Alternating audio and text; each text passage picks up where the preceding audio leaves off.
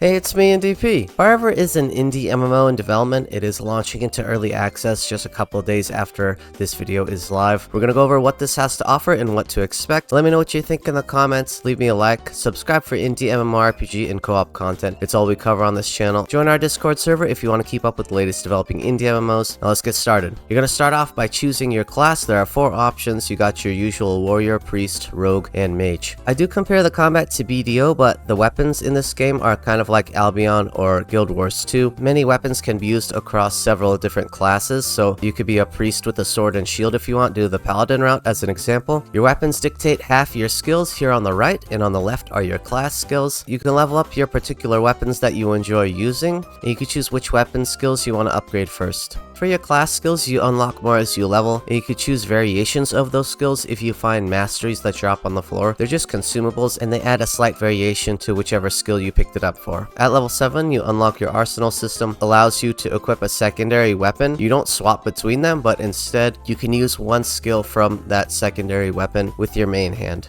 We unlocked our arsenal system, so now we can choose a 4th skill from our secondary weapon. So we could do the passive, which is what I usually like to do, or I can do just an AoE attack, which I might do. I think I'm gonna do that. You can also upgrade your favorite weapon a few times. It just uses a different currency that you find just out in the open world or by fighting mobs. As far as leveling your character, you have several different options. This is not like BDO or MapleStory where you're just only mindlessly fighting mobs, and also doesn't have an extensive crafting or upgrading system. Everything's pretty simple. So for leveling, you have a few different routes, but in the end, you're basically gonna have to hit them all on every character that you make. You're gonna start off in the open world. You can go and explore. There are quests scattered around. They're usually really simple, just finding a mini boss or fight some mobs. Your main passive your main passive XP comes from fighting mobs and filling up your codex. If you tried Blue Protocol, this will seem familiar. For every mob that you fight, you need to take out 8 in order to complete a little entry into your codex. I'll show it on screen. Every time you do that, you get a little boost of experience, and the bosses in this codex only need to be taken down one time. After you complete them, they'll show their drops as well, which is pretty handy. Another way to gain XP is by finding chests out in the open world. They're good for finding loot for your character. I didn't mention it yet, but gear does change how you look, which is awesome.